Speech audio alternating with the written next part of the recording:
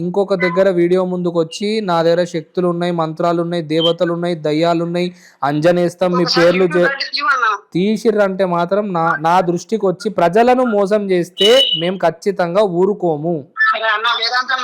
చెప్పు. అన్నట్టు ఈ రోజు సాయంత్రం లోపల ఆయన డబ్బులను కొట్టేస్తాం.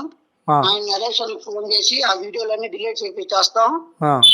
మూడోది ఇంకొకసారి యూట్యూబ్ లో ఎవరి గురించి ఏం చెప్పము, యూట్యూబ్ లో వీడియోలు తీయడం బంద్ చేస్తాం. బంద్ చేయాలి. ఇది మనసులో ఉన్న మాట చెప్పే అంత శక్తి మీ నాన్నకు ఉన్నదా లేదా? నాకు అదొక్కటే ఆన్సర్ కావాలి. అన్నా అది ఆయన రాసిందే అన్న.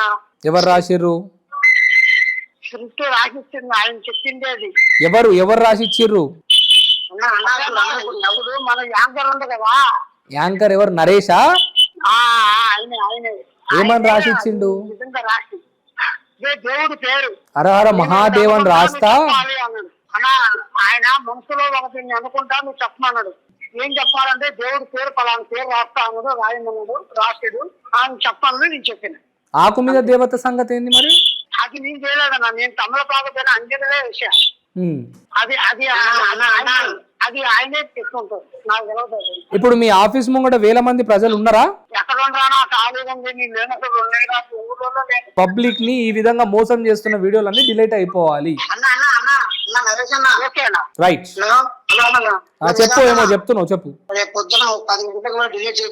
అన్ని వీడియోలు పాతవి, షార్ట్స్, కొత్తవి. ఈ అశోక రాజు అని ఒక యూట్యూబ్ ఛానల్ పెట్టుకున్నాడు, అందులో కూడా అప్లోడ్ చేసి అవి కూడా డిలీట్ అయిపోవాలి.